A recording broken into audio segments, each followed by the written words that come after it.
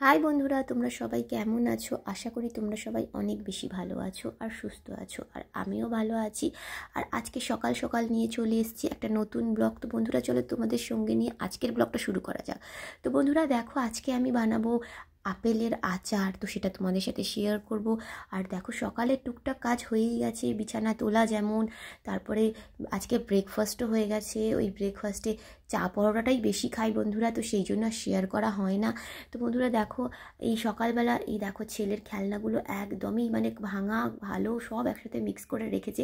তো ভাঙাগুলোকে আলাদা করে দেবো, আর ভালোগুলোকে একদমই, আর ধুলো পড়ছে আবার মাকড়সার জাল হয়ে গেলে না আবার ভীষণ বিরক্ত লাগে। তো সেই জন্য মানে ভালোভাবে মুছে এই খেলনাগুলো যেগুলো ভালো এইটার মধ্যে ঢুকিয়ে রাখবো, আর যেগুলো ভাঙা ও সব চাই, ভাঙা ভালো সবই নিয়ে খেলে। আর প্রচুর খেলনা যে রাখার মানে জায়গা হয় না। তো 2 বস্তা খেলনা সেই সানসেটে তোলা রয়েছে। আর এখন এইগুলো নিয়ে সবসময় মাঝে মধ্যে খেলে। তো সবসময় আবার হয়ে ওঠে না, আর এমনি পড়ে রয়েছে বলে ধুলো হচ্ছে। তো বন্ধুরা জানো তো, তোমাদের সাথে একটা কথা আমার শেয়ার করা হয়নি। তো মানে গুরুত্বপূর্ণ কথা, মানে প্রত্যেকটা মেয়েরই মানে এই ইচ্ছেটা হয়।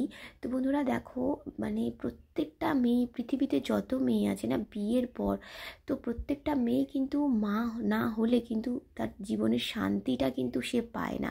তো বন্ধুরা দেখো, আমরা মেয়েরা আমাদের কিন্তু পূর্ণতা, আর মানে মা ডাক না শুনলে পৃথিবীতে কিন্তু মানে আমরা কোনো না কোনো কিছু থেকে একটা মানে বঞ্চিত থাকি, তাই তো বন্ধুরা? তো এটাই হচ্ছে কি বলো তো, আমাদের জীবনে মা ডাকটা কিন্তু গুরুত্ব প্রচুর। তো বন্ধুরা, আমরা কিন্তু এই পাশের বাড়িতে দেখো পুজো হচ্ছে, আওয়াজ আসছে। তো বন্ধুরা, আমি এখানে খেলনা নিয়ে বসে গেছি, আর এই সকাল সকাল পাশের বাড়িতে পুজো করছে। তো সেই আওয়াজটাই আর কি আসছে, তোমরা শুনতে পাচ্ছ নিশ্চয়ই।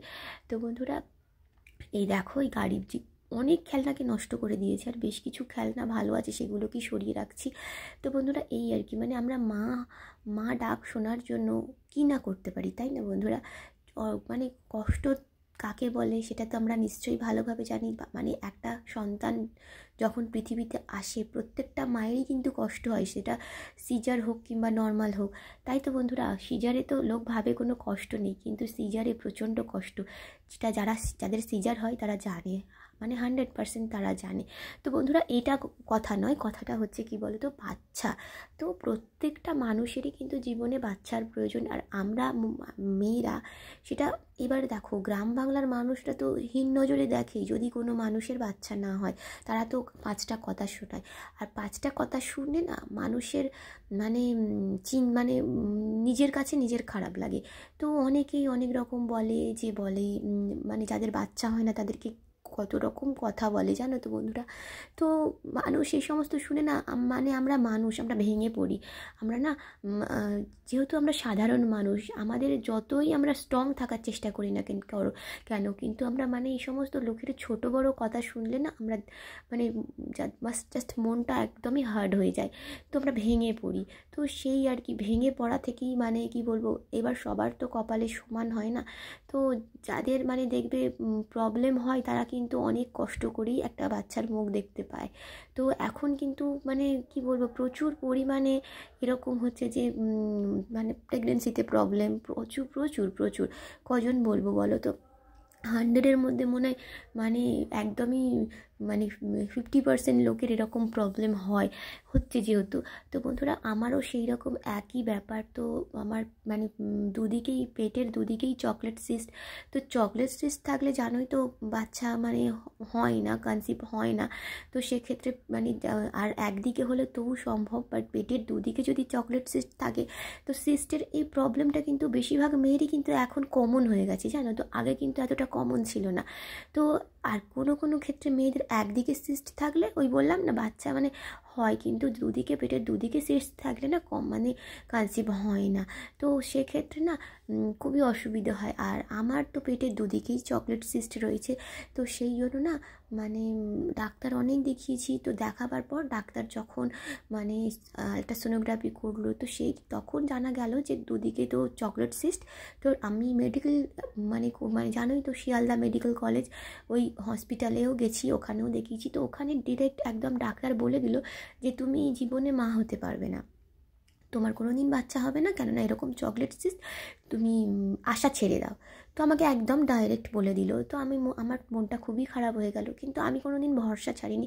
আর আমি কিন্তু 5 টাকাও খরচা করিনি আমার বাচ্চা হওয়ার জন্য, জানো তো বন্ধুরা। তো আমার একটাই বিশ্বাস ছিল, উপরওয়ালা, মানে যাকে আমি মানি, তো সে আল্লাহ বলো আর ঈশ্বর বলো একই জন। হিন্দুরা বলে ঈশ্বর, কিন্তু ঈশ্বরকে কেউই মানে না, সবাই ভগবানকেই মানে। কজন আছে বলো ঈশ্বরকে ডাকে? আর কথাই বলে না, আল্লাহ ঈশ্বর একজন, তো যে সৃষ্টিকর্তা ওনাকেই ডাকা, তো ওনার কাছ থেকেই পাওয়া। তো আমি অনেক কষ্ট করে ওনাকে ডেকে, আমি কোনো দিন হাল ছাড়িনি, কিন্তু আমি যেখানে গেছি সবার কাছে চেয়েছি আর কাউকে বাদ দিইনি। তো সে ওনাকে তো ডেকেছি, তার সাথে মানে কাউকে আমি বাদ দিইনি। যে কোনো জায়গা বলো, সে আজমির শরীফ থেকে আরম্ভ করে পুরীর মন্দির থেকে আরম্ভ করে সমস্ত জায়গায় আমি কিন্তু আমার সন্তানকে চেয়েছি। বাট অবশেষে আমি কিন্তু 1 টাকাও খরচা না করে আমি কিন্তু মা ডাক শুনতে পেয়েছি। তো সেটা মানে কি বলবো, মানুষ যতই চেষ্টা করুক না কেন, বড় বড় যতই ডাক্তার দেখাক না কেন, সেই উপরওয়ালা না চাইলে না এটা কিন্তু কখনোই পসিবল হয় না।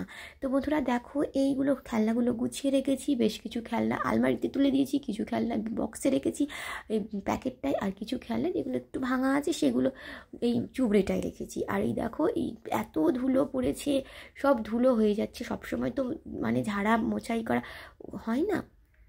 তো এই দেখো, এই কৌটোর মধ্যে একটাতে আছে মুলতানি মিট্টি আর একটাতে আছে ওই চন্দন পাউডার। তো সেই সব পড়ে রয়েছে, সেগুলো আর ব্যবহার করা হয় না।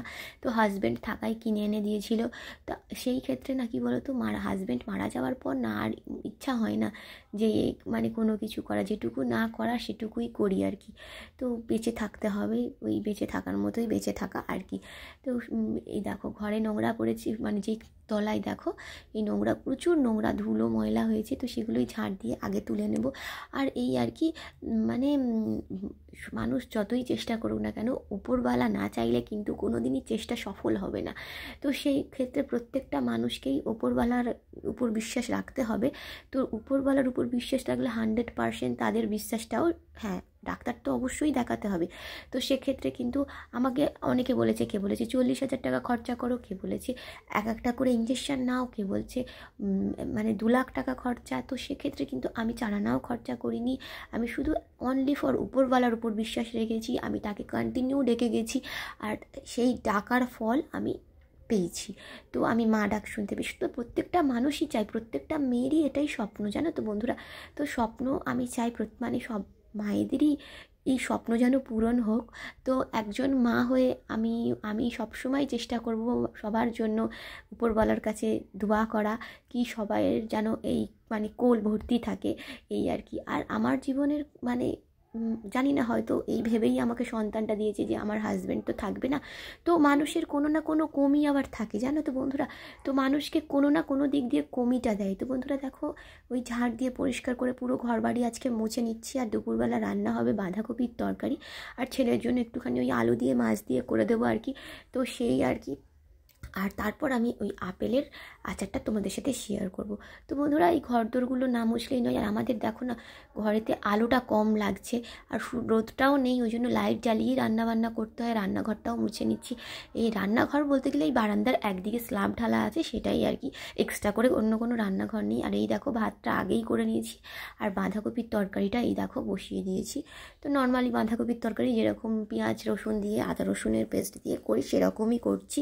আর আজকের বাঁধাকপির তরকারিতে কোনো রকম চিনি ব্যবহার করব না, কেননা মায়ের সুগার বেশ বেড়েছে, তো বড্ড চিনি খাচ্ছে আমার মা। তো যেমনি করেছি সেমনিই খেতে হবে মাকে, এই আর কি। তো বন্ধুরা, মানে এই আর কি, প্রত্যেকটা মানুষের জীবনে কিন্তু সব কিছু পারফেক্ট হয় না। তো কারোর একদিকে কমি আছে, তো একদিকে মানে সে খুব হাসি খুশি।